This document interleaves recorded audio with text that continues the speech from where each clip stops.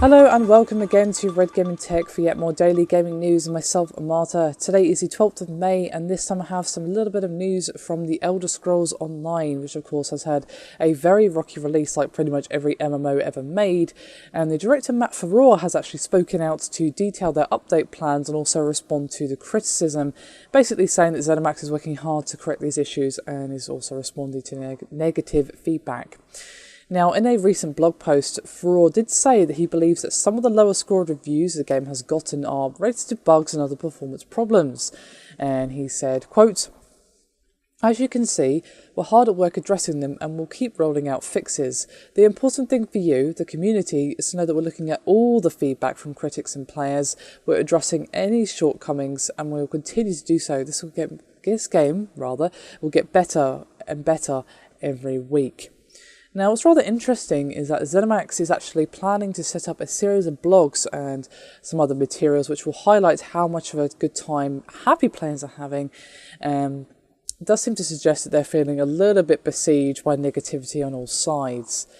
Now, in the meantime, Bethesda has given 5 extra days of game time to early subscribers to compensate them for the downtime during the launch, and they have said they'll continue to work, quote, "diligently to keep ESO balanced, stable and fresh for veteran players.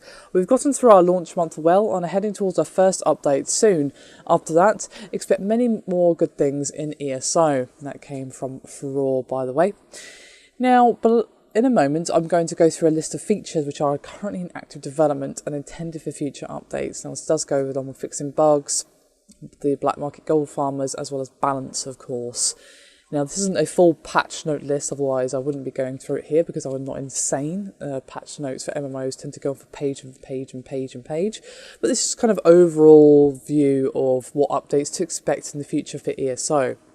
Now, on this list, we do have a system that allows grouped players to see each other even when they're in different phases, a justice system, steal from and kill NPCs and deal with the consequences if you are caught, migration of European mega server to their European data center, FOV adjustment, armor dyeing and tinting, 2 new veteran dungeons, Crypt of Hearts and City of Ash, new region of Craglon with a new trial, the Serpent, increased ability to pick up items in the world, Thieves Guild and Dark Brotherhood storyline and quests, spellcrafting, horse racing, Dragonstar Arena, which is similar to Trials but is actually built for a group of 4, improvements to fishing and the crafting system, improved looking for group system, better NPC facial animations, and a few guild functionality updates which will include guild store interface updates, customizable guild insignias, tabards and guild ranks, and guild kiosks, guild stores open to everyone that are available to the highest bidding guild.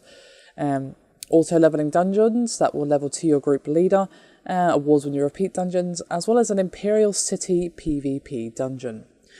So there you have it, a little bit of an update from ZeniMax as to not only the future updates, but the attitude that ZeniMax and Bethesda are having towards these criticisms. Now, I haven't actually had a chance to play the game, but I have been keeping an eye on the feedback and the footage that there is of it online and that sort of thing.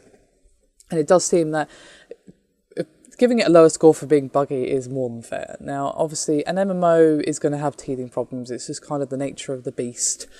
But you can't expect people to ignore those problems. It's a little bit, no. So I'd like to hear some thoughts from you guys on the state of the game as it stands. What changes, what key changes would you like to see brought to the game that aren't being mentioned by either ZeniMax or Bethesda? Is there something that you feel they haven't been made aware of or something like that? Do let me know in the comments below this video and I'll see you next time.